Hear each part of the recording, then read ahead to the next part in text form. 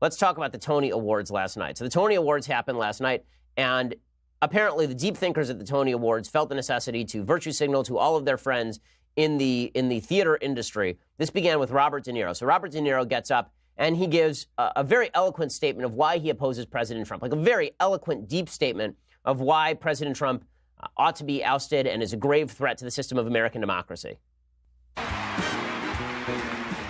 I'm going to say one thing. Trump.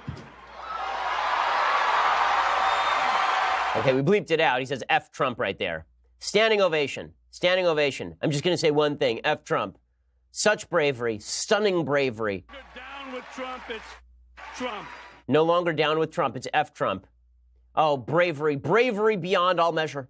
Bravery beyond all capacity.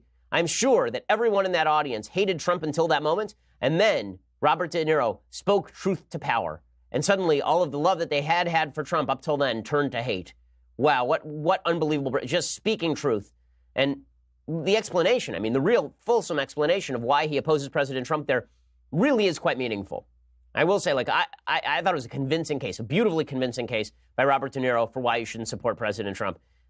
And what an amazing dude Robert De Niro is. And then Andrew Garfield gets up. So Andrew Garfield, who you recall from such great movies as Spider-Man, the reboot that was then rebooted, Andrew Garfield is in Angels in America. So Angels in America, you'll remember as a tendentious, overlong, ridiculous, crappy TV series from HBO starring half of Hollywood. It was like a 9-hour meditation on homosexuality in America from like 1960s on. And they made a 7-hour Wagnerian production of it for Broadway, in which Andrew Garfield plays a young gay man suffering from AIDS. And Andrew Garfield gets up at the Tony Awards, where a quarter of the audience probably is gay, and he starts lecturing Americans in front of the cameras about the Masterpiece Cake Shop case because he doesn't know anything about law or about, apparently, decency. So he gets up, and then he starts talking about, let's down with the Supreme Court. So we had Robert De Niro, F Trump, and now we have Andrew Garfield speaking from the heart about why Christians should be forced to violate their own religious precepts.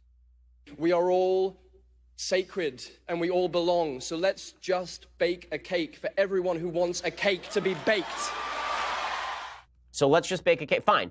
I ask you, Andrew Garfield, I'm going to write a play about Masterpiece Cake Shop. It's about how the Christian family in that case was victimized by vindictive LGBT activists and who almost ruined their business and destroyed their lives. I would like you to play the lead. I would like Andrew Garfield to play the lead as the Christian man who refused service to the same-sex wedding out of religious conviction and then almost had his life destroyed by a bunch of vindictive bureaucrats.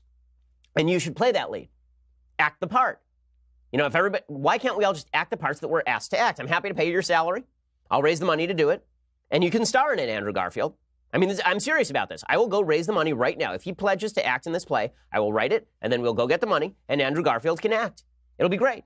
Because he shouldn't have any say as to what sort of parts he acts. He should just act whatever part comes in front of him. And if he has moral scruples about that part, well, why can't he be tolerant? Why can't he be a more tolerant person?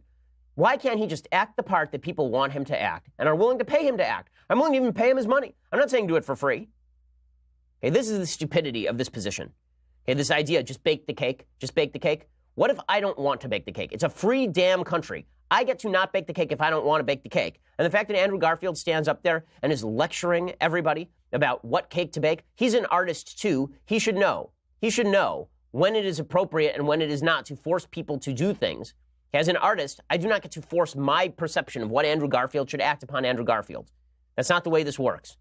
Even though he's in the public square, even though he's operating in the area of commerce, I don't get to do that.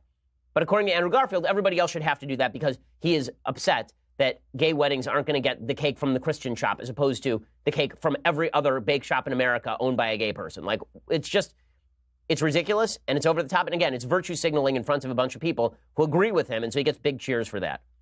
If you wanted to actually be brave, you should have gone out there and said, we all need to tolerate one another. And that means that I'm willing to tolerate the Christian baker who doesn't want to cater my same-sex wedding. And the Christian baker should tolerate me when I come in and ask for a cake. Right? He doesn't want to do that. Right? Instead, he wants to engage in a bit of, let me tell you what to do, which is what the entire left apparently wants to do now. So that's just wonderful. Good try. You have to bifurcate it. Did she deserve the honor? Probably not. Is she brave? Of course she's brave. All those years invested as this sports legend. To come out transgender is horribly difficult. It is the most difficult thing you can do. I've been overseas. I've flown helicopter missions, surveillance missions. I've been shot, stabbed. Being brave is being yourself. And being transgender is about the bravest thing you can do. Did she deserve the award?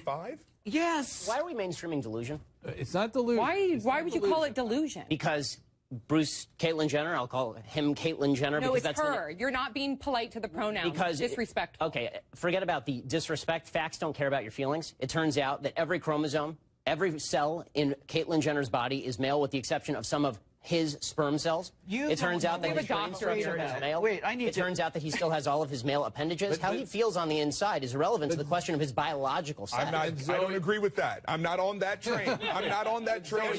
She wants to be called she. I'm going to call her she.